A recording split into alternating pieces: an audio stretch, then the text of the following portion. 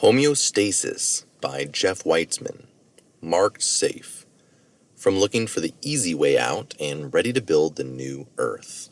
J.W. Films. If I had a surprisingly weak series of moments last week.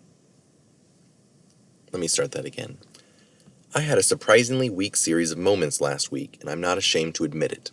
I descended into all is lost and we are all effed. And the first thing I do after a breakdown is ask the question, what happened? Where was the disconnect? Because I know the drill. I have an inalienable connection to God. Nobody has any power over me unless I give it to them. And once you know who you are, it's all just work from there. But because of a lot of changes in my life and some fear, all of a sudden I couldn't wait any longer and needed some resolution now. Gone were the tried and true maxims. If it's urgent, it's not important. And if it's important, it's not urgent. If you're worried about money, go to the beach. A Debtor's Anonymous slogan urging folks to leave their worried mind just long enough for it to connect to God and think clearly again.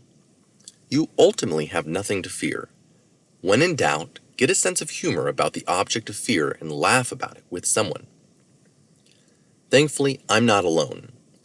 There were plenty of headlines in the news to scare the uninitiated. Diesel fuel shortage ominous. COVID-19 vaccines will be on the 2023 vaccine schedule.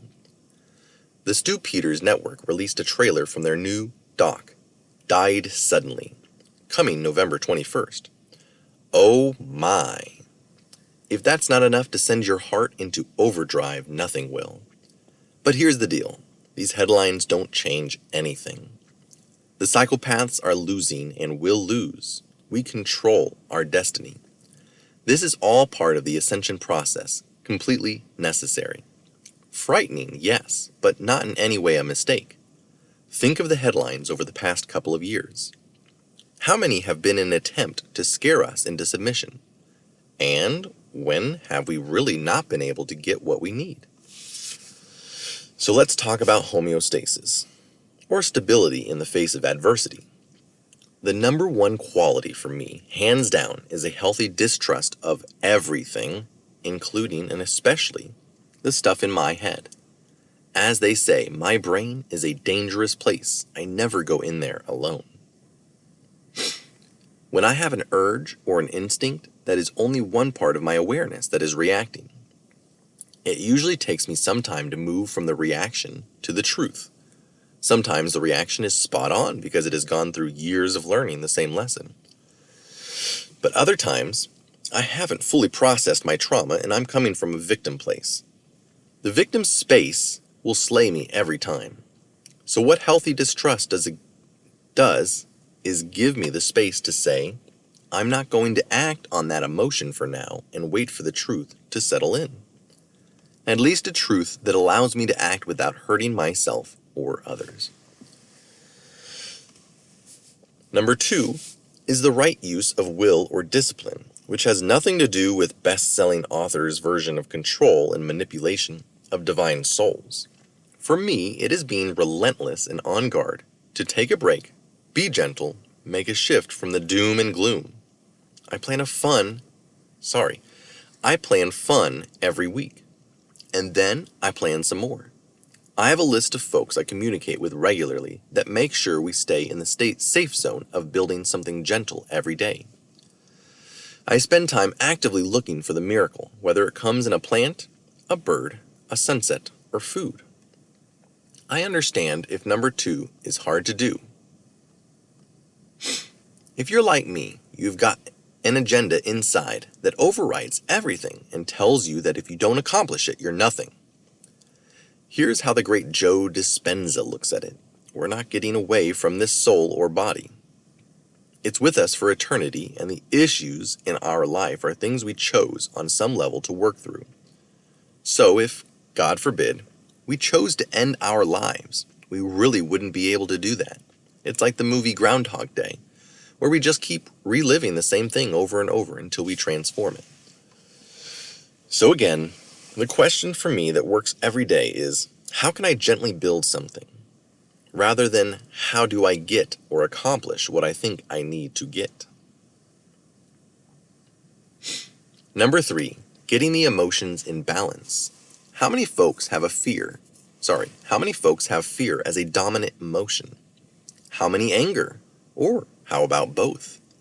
They serve a purpose, no doubt, and are absolutely needed. But without a balance of fear, anger, sadness, gratitude, and faith, the triggers seem to get me every time. I see a lot of folks either worried or afraid right now because of the headlines.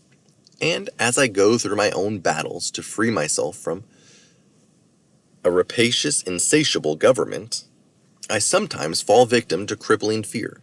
But I always come back to anger, faith, and sadness to get back to homeostasis.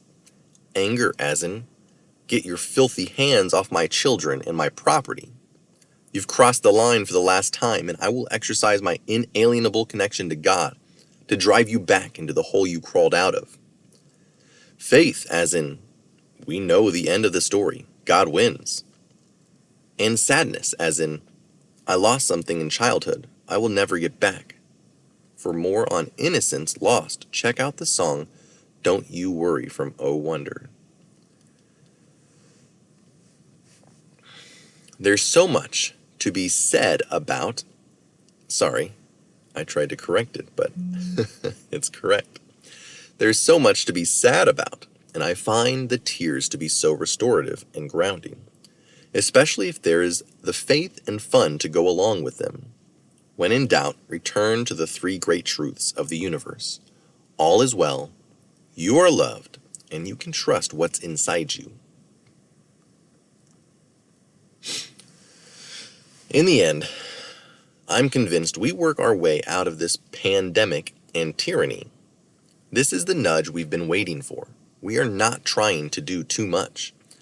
As a result of letting go of the old life and old friends, have you noticed in many ways we have more time now, and it's more about maximizing the time we have rather than trying to do it all?